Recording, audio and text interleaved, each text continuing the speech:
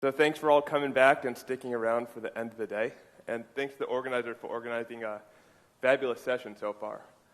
My talk is going to be a little more applied about using these techniques to understand brain development. And I'm going to try to kind of bring some of the techniques full circle and talk a little bit about things people have already talked about and applying them in a new context.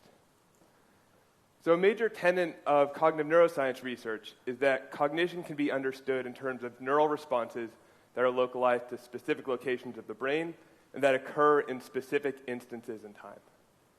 So let's examine this assertion a little bit. The first part is about spatial localizations, the idea that this classic schematic of the brain divided up into gears cranking away at representing the cognitive processes cranking away.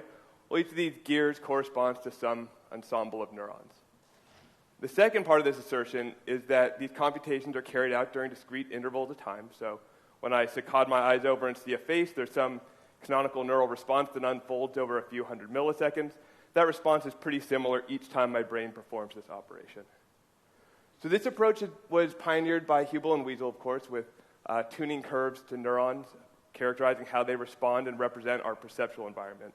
And it's been incredibly successful for cognitive and perceptual functions that can be localized to brief instances of time. So namely, most of the cognitive functions that we can localize to a task trial, we've been able to understand very well with this typical approach in cognitive neuroscience. However, developmental changes in behavior occur over much longer timescales. So my research focuses on understanding how the brain learns to read. This is a process that unfolds over the course of a decade. This is a much different timescale than we're typically used to thinking about in cognitive neuroscience. So when we think about how the brain learns to do new functions, such as building circuits to translate words into language, printed words into language, well, we have to understand how the brain actually changes in response to the environment, how the environment shapes the development and emergence of new brain circuits. So for example, an infant looking at a page of text won't have the necessary neural circuitry to translate that into something meaningful. And one of the goals of developmental cognitive neuroscience work is to understand how actually experience prompts the developing brain to develop specialized circuits for taking these arbitrary symbols and translating them into sound and meaning. So what I'm suggesting is that cognitive development depends on tissue changes that occur over correspondingly long timescales. This means to understand the development of brain circuits, well, we need measurements that are sensitive to the development of axons, of glia, of myelin, of vasculature, the myriad of other types of tissue beyond just neurons themselves. And thinking through this session so far, there have been a number of proposals for different ways of quantifying specific properties of brain tissue and understanding how these circuits are organized. So for example, when we look at a piece of cortex, you can appreciate that neurons actually make up a minority of the tissue. They're completely surrounded and enveloped by glial cells that play a crucial role in actually constructing brain circuits over the course of development. Moreover, there's a dense network of vasculature that also changes as children grow older. And of course, as we focused on through much of this session, the brain's white matter, the bundles of axons that connect different brain regions, actually occupies more than half the brain volume. Over the past decade, we've come to appreciate that the white matter is important for many, if not all, complex cognitive functions. And when we look at development of the white matter, we can appreciate one of the most robust changes that occurs in the developing human brain, the myelination process. They're showing an electron micrograph of the newborn versus the adult brain. You can see how much these axons change. So there's no doubt that changes in all these types of tissue play a critical role for the emergence of different cognitive functions.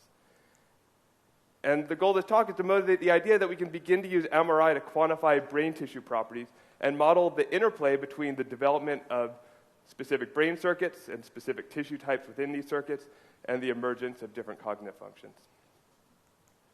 Okay, so to outline this talk, I'm going to start off with tractography to Fascals, so going from the elegant description of tractography algorithms that we started with in the morning to actually taking the output of these algorithms, a bunch of streamlines, and segmenting them into Fascals, known Fascals that connect different brain regions.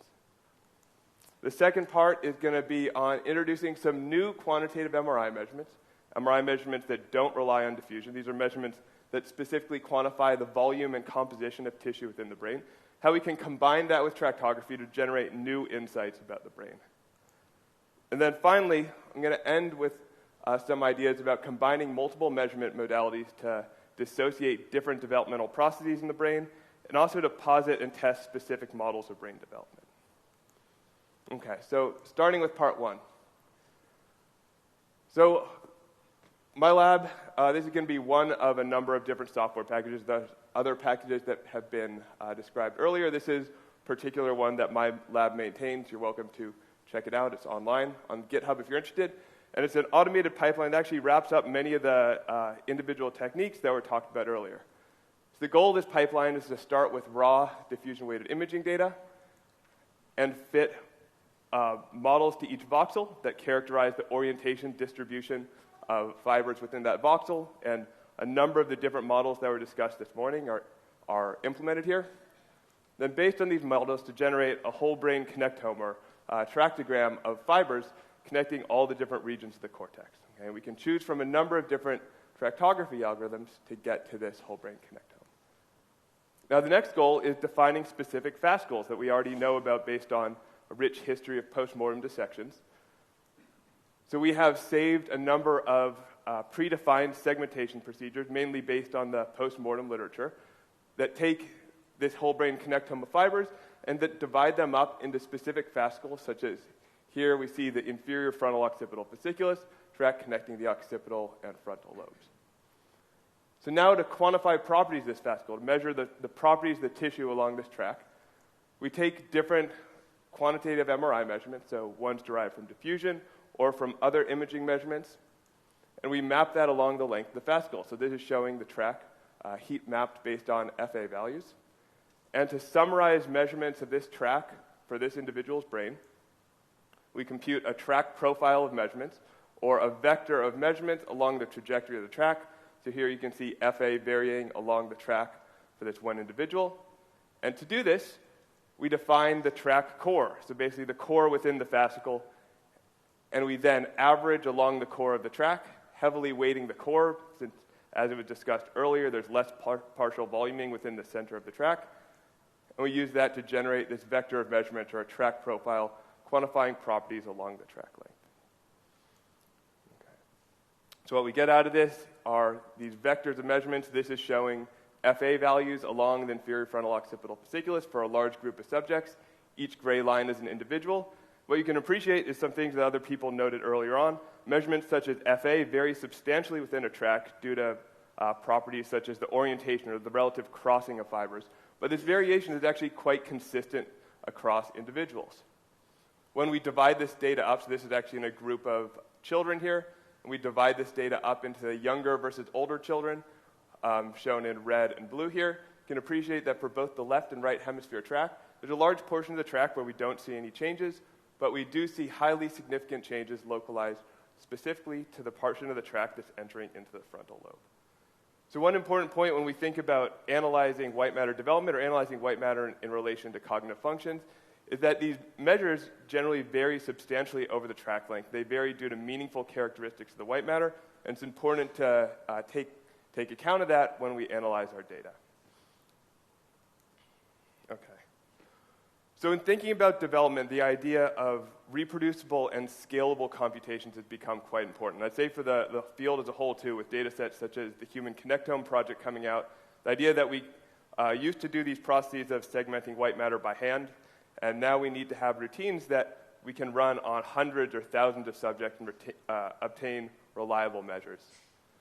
So within the software package, we now automatically identify 28 major fascicles, and that number is growing. Actually, different users are incorporating in new definitions into the software. And we've examined to make sure that the automated segmentations we obtain are consistent with what we'd get if we did the time-consuming manual segmentation. This is showing a plot of average FA values extracted with the automated method versus a hand-drawn ROI method done by a trained radiologist. And the correlation is 0.98, so based on automated algorithms, we're able to get the same result, but of course, without any user input, making it reproducible across labs and sites. So the other aspect of these measurements that's essential, before we start applying them to understand, for example, cognitive development, is the repeatability of these measures within an individual over time. So these two plots are showing one child that was scanned 3 times, and this is indicative of most of the children we look at longitudinally. This is showing FA values along the arcuate mean diffusivity values along the arcuate fasciculus in 3 different scans, and the scan-rescan reliability is 0.97. As we get to use more complex models, this is mean kurtosis derived from the diffusion kurtosis model, but these values look pretty similar as we go to different model parameters, say from the naughty model, that the measurements we obtain based on these imaging measures are highly reliable as long as we have reasonable acquisitions. This is showing data based on the exact or similar acquisition that Gary Zhang had recommended. So we find that track profiles of tensor metrics and more complex model parameters are highly reliable within a subject, making them a good approach to understanding individual differences over the course of development. So now gets to a practical question. How might we select the optimal tractography algorithm to use with AFQ or to use in any study of this sort where we're interested in quantifying white matter properties? And this has been an important point that's been touched on kind of throughout the morning. And one of the points people have been emphasizing is that it's important to consider your specific applications. So let's consider 2 separate cases. Imagine you're a researcher at a hospital who has clinical data collected on children with traumatic brain injury versus someone who's downloaded data from the Human Connectome project. Basically, as Alexander Lehman's mentioned earlier in the day, there's a lot of variability in the quality of data that you might get from your typical clinical scanner. While as we all know from the Human Connectome project, you can expect extremely high quality data. So let's consider what might be the pros and cons of using a tensor model with deterministic tractography, kind of our simplest and oldest approach to identifying white matter tracks, versus using something more complicated, such as spherical deconvolution with probabilistic tractography as implemented in MR-Trix. Well, the first point is that the results vary drastically, really showing the importance of understanding your specific application and the different methods you might choose. So this is showing data from the same individual, actually the exact same data set, and processed with the same pipeline, so through the AFQ software package. The only difference is that these fibers on the left were tracked with probabilistic tractography and spherical deconvolution. The ones on the right were with a tensor model and deterministic tractography. So we can see many differences in terms of the branching and size of the tracks.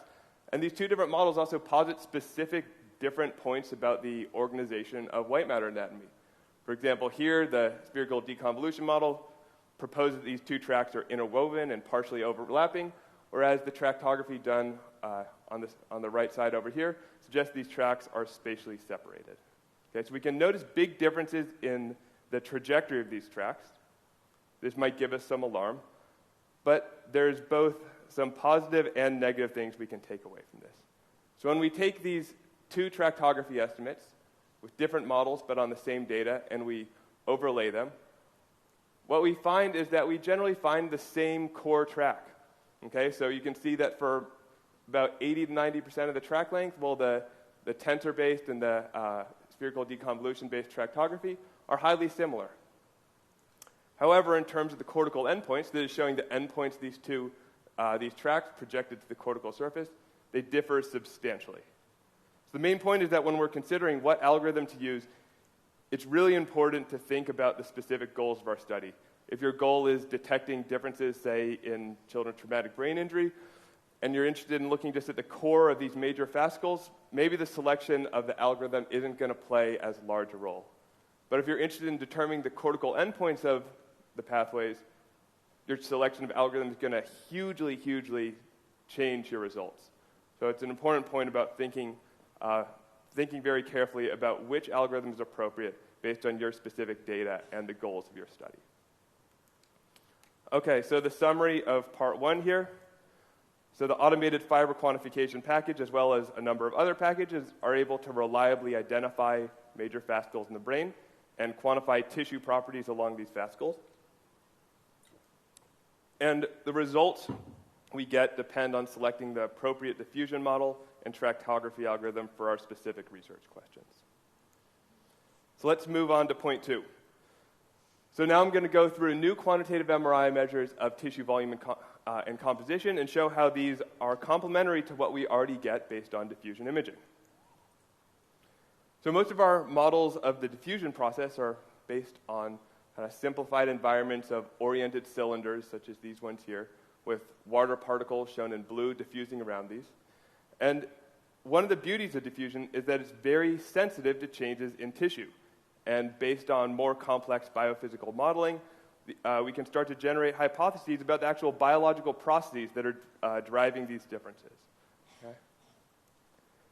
However, real tissue is incredibly complex, sometimes much more complex than is incorporated into our current models. And while we like to make summary statements trying to relate, for example, mean diffusivity or fractional anisotropy to actual biological properties of the tissue, when we consider a more realistic model of the white matter with complex interwoven and crossing fibers at different angles, the direct relationship between tissue biology and water diffusion is much more complicated. So not to be negative about it, it's actually amazing if we think back to the wealth of research and how it's actually changed how we think about the brain, the fact that diffusion measurements reliably correlate with behaviors and reliably predict individual differences and changes over development. It's changed the way that many of us think about the human brain. However, as has been noted by many authors, the relationship between water diffusion and tissue biology is not straightforward. There's not a direct link between, say, mean diffusivity and density or myelination of axons. So what I'm going to propose is that additional measurement modalities can help us constrain our models. By incorporating, for example, new measurements that don't depend on diffusion, we can resolve different biological processes in the white matter. So my colleague Aviv Mezer at the Hebrew University has developed a method for quantifying specifically both the volume and composition of tissue within each voxel of the brain. So when I say the volume of tissue, it's called macromolecular tissue volume, or MTV. It specifically quantifies the proportion of a voxel that's filled with tissue structures, such as making up membranes, versus water molecules that are not within large macromolecules. So one of the beauties of these different types of measures, they have their own difficulties of interpretation, but they don't suffer from the same orientation dependence of many diffusion measurements, so they're not affected by regions of crossing fibers. It's a direct probe of the properties of the tissue structure. So I'm going to spend just a few minutes going into a little bit of the physics of how these measurements are generated, and then kind of zoom back out to a high level and show how they can be combined with diffusion imaging measures. So this is a T1-weighted image, measurement at the millimeter resolution of the human brain that we're all used to collecting in our typical MRI studies. However, as neuroscientists here, most of us are interested in making inferences about the brain at the micrometer scale. So this is an electron micrograph of a single axon. You can see, if you look closely, the individual wraps of myelin in this image. The physical interactions that are generating the contrast in this image here are actually occurring at the nanometer scale. So this is showing a schematic of lipid bilayers making up the myelin membrane, surrounded by water, with a brief area where the tissue and the water interact. So the MR signals that we measure, for example, in a T1-weighted image like this, change as water protons interact with the membrane surface. And the T1 image intensity in each of these voxels depends on three different factors. The first two are tissue properties we're interested in, both the amount of tissue in each voxel and the composition of tissue in each voxel, and then are also contaminated by biases that are introduced by the scanner. So when I say the amount of tissue, or the macromolecular tissue volume, I literally mean that the volume of these tissue macromolecules making up these membranes affects the signal we measure in this image. When I say the type of tissue affects the signal, what I mean is that a specific property known as the surface interaction rate, or the rate at which this membrane surface interacts with water in an MR environment, are the two factors that are driving contrast in this image here. So how do we quantify these tissue properties we're interested in and remove the scanner biases? Well, in our images, there's a system of equations that characterize the image intensity as a function of, first of all, scan parameters, and then parameters from the scanner, such as the coil gain or different biases introduced by the scanner. And by collecting images where we change a certain MR parameter, such as changing the flip angle in our T1-weighted image, we can develop algorithms to remove these biases that are introduced by the scanner and solve this system of equations for the specific tissue properties that we're interested in that are generating the image contrast. So in this case, we can get a quantitative T1 map that gives us the rate of relaxation with units of seconds, and an MTV map, which gives us the volume fraction of tissue macromolecules within each voxel. So the high-level point here is that we can directly measure the volume of tissue macromolecules with this MTV measure, and based on some beautiful post-mortem work, it's been shown that the T1 relaxation rate of tissue is principally driven by myelin content within the white matter, so it can be used as a nice assay of myelination. Okay. So one of the beauties of moving to quantitative imaging measures is that they don't depend on the specific scanner hardware we use to make these measurements. So we've removed the spatial biases, for example, introduced by the scanner, meaning that as we change scanner hardware or scan people at different sites, we obtain highly reliable measurements. This is showing T1 values for a subject with 2 different scanner setups, and you can see that they're almost completely identical, plus some of the noise in the data. So we can create measurements that are independent of our specific scanner hardware, which holds some important implications for example, clinical diagnosis. So in this slide, I'm going to show both that these new measures are different, are sensitive to different tissue properties than diffusion, and they can be used in some cases for diagnosis. So this is showing a tract profile for the cortical spinal tract. Average norms from a group of healthy subjects are in gray, and an MS patient with multiple sclerosis is shown in red. And as you can see here, our measure of tissue volume drops down here, and this corresponds to a specific location of an MS lesion. However, we don't see the same effect with fractional anisotropy. Similarly, you'll see another patient that shows a mean shift, so lower measures of tissue volume within this whole tract, but has almost normal FA values. So these 2 different types of measurements are sensitive to different properties of the tissue and can characterize different aspects, for example, of a disease process here.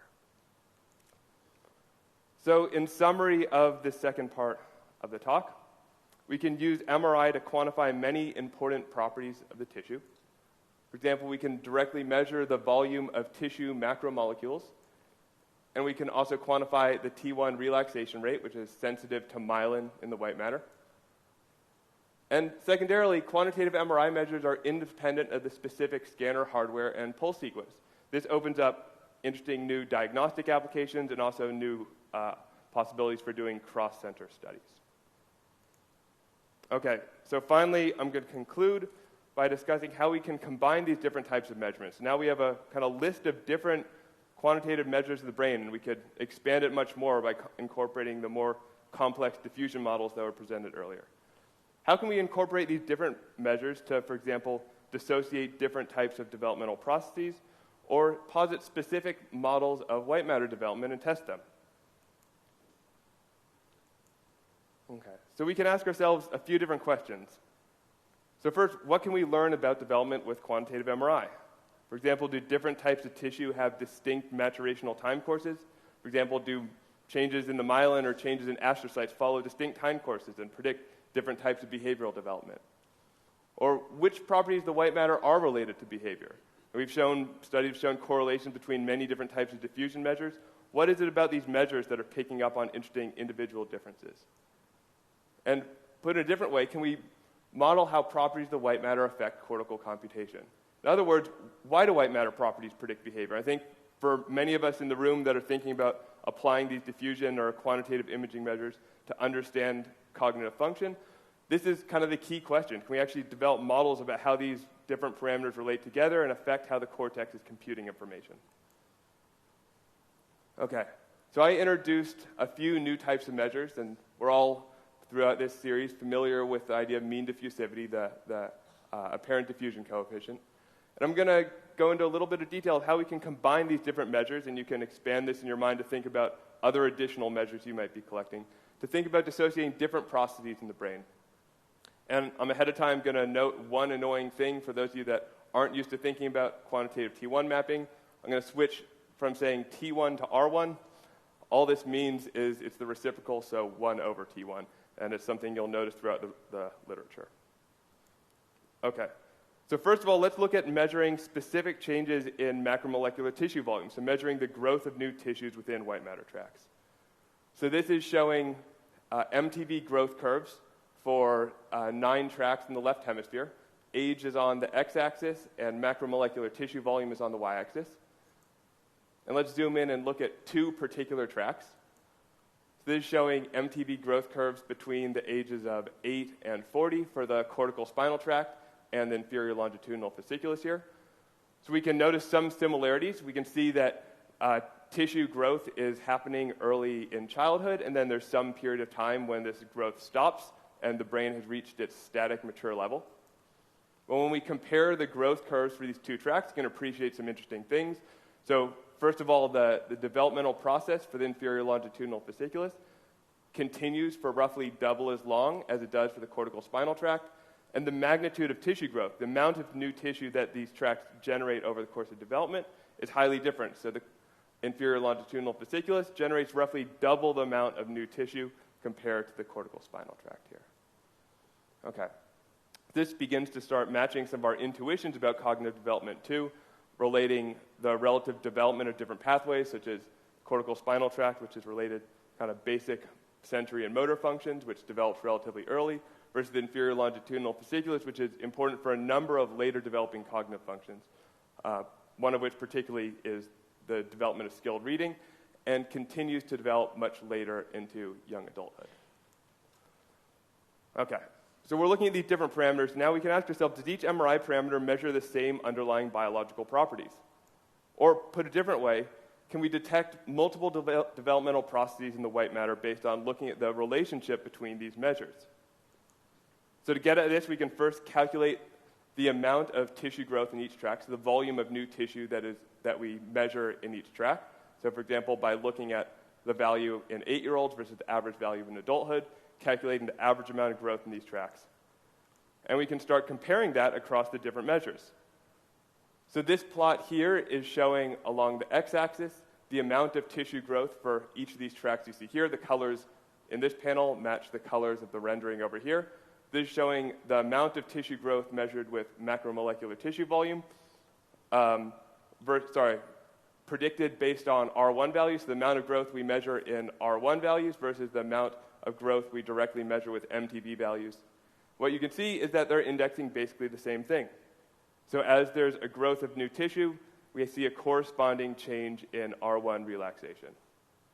Okay, so these two parameters are measuring a similar biological process.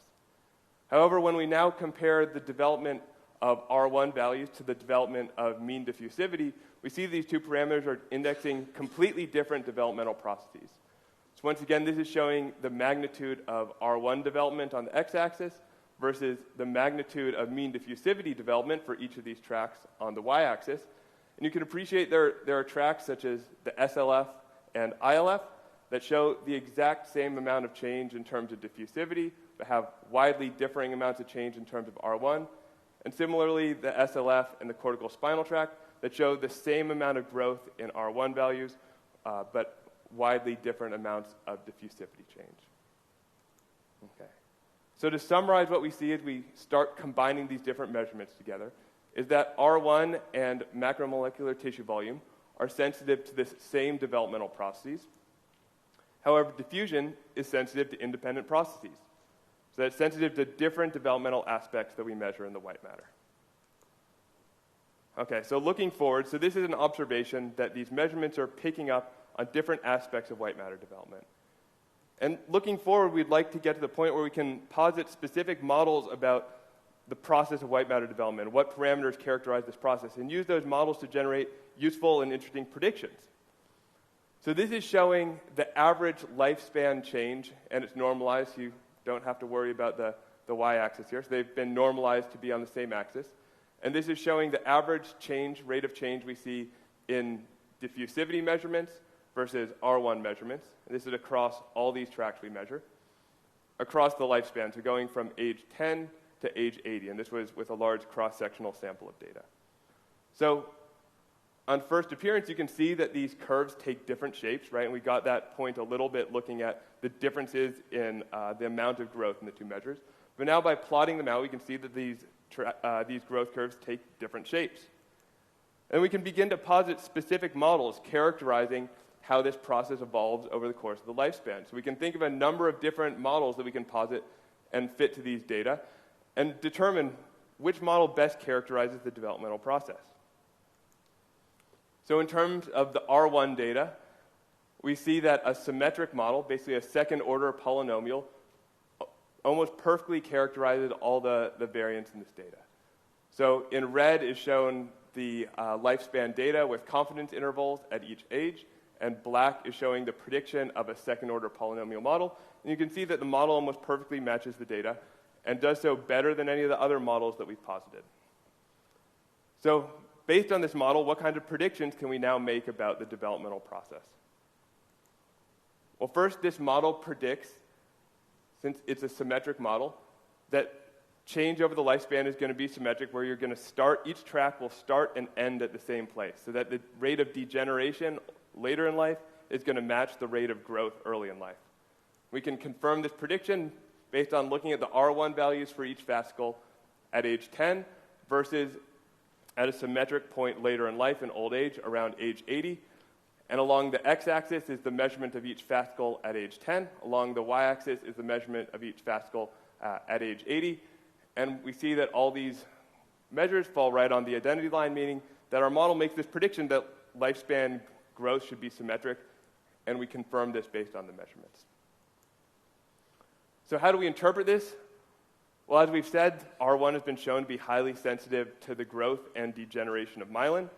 So this suggests that growth of myelin during development predicts the degeneration of myelin during aging.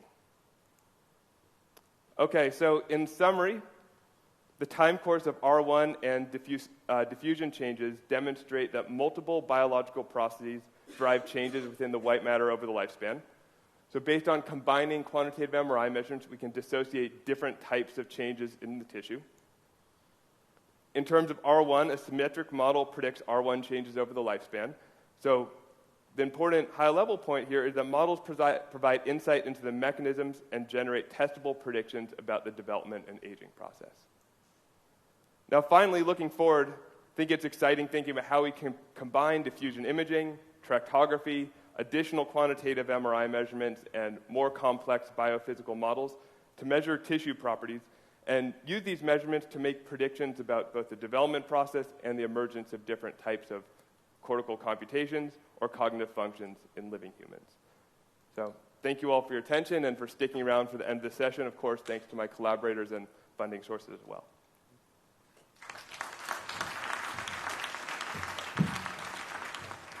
Well, thank you very much for introducing us to AFQ and how to combine quantitative and diffusion data.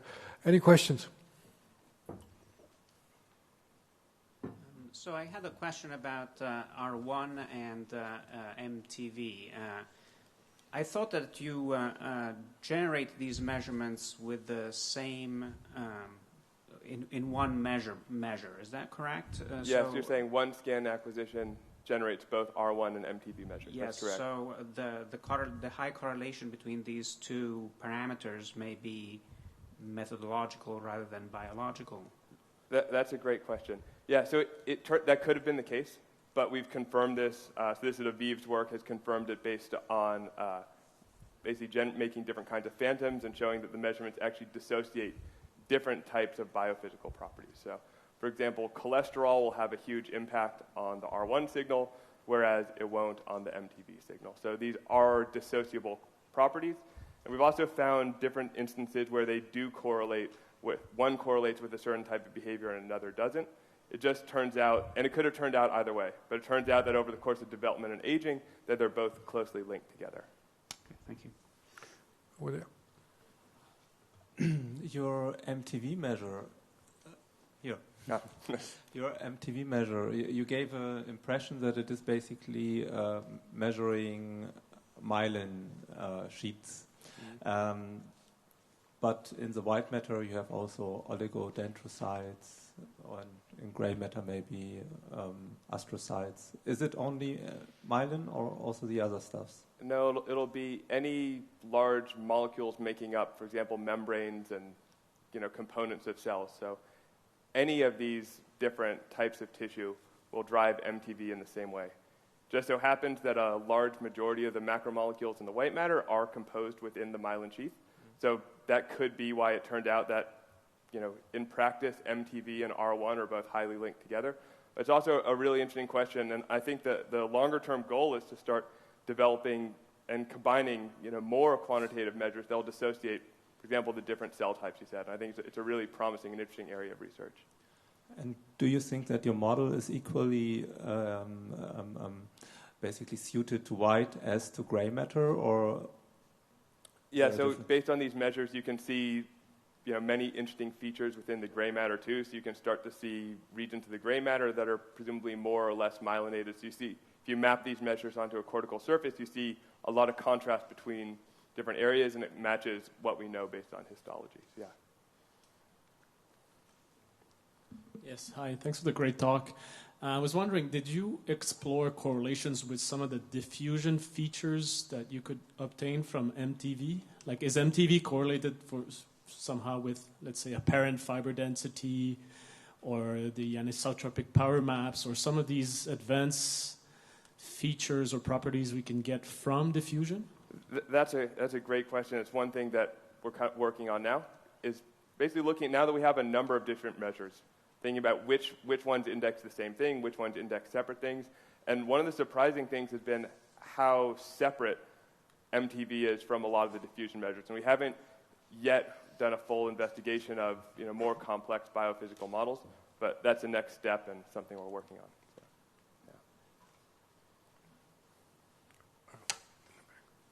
yeah. Hi. What is this MTV? Is it magnetization transfer scan or? No, it's based on just a normal set of T1 weighted images that you would collect in any experiment, and all we do is we vary one specific parameter of the image acquisition, and there's a few other kind of processing steps that are necessary, but it's based on normal imaging sequences, and then there's some additional data you have to acquire to correct for transmit coil biases that you see in the data, but it's just based on normal SPGR images. So the T1 scan is just the regular, there's no tweaking of parameters that you did for T1 scan when you calculated R1? It's basically calculated based on 4 T1 weighted images with different flip angles, and then an additional scan to calculate the transmit coil and homogeneity.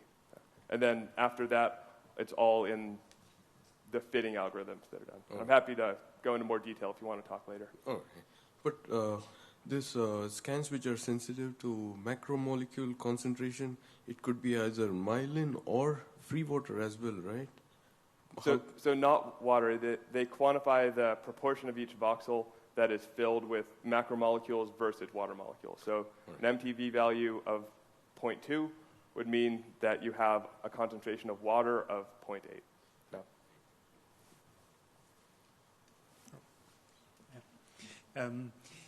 Thank you for showing this difference in the tractography between the arcuate for the spherical evolution and the tensor. This was shown several times in the literature in the last 2 years or so, like Alexander Lehmans and Flavie Delacroix and Michel Deschotten. Which one is right? Is there something like, can we say something? Do we have to do invasive measurements? Is this an artifact? Which one is right? Yeah, well, I'll answer it in a different way. I think one of the difficulties is determining the algorithm that's going to be best based on the data that you have. So if you have a clinical scanner and collect 12 directions and in a 3-minute long scan, thinking about what the best tractography algorithm is going to kind of be a moot point. But we've working with Franco Pastilli and Brian Wandel, we've developed an approach called linear fascicle evaluation that's used to test the quality of fit of the fascicles you generate to your data or to an independent data set. And the spherical deconvolution tractography fits the data much better than just the streamlined tensor-based tractography. But there's a lot of intricacies there that which parameters and what aspects of the tractography algorithm are important. So that's still an active area of research.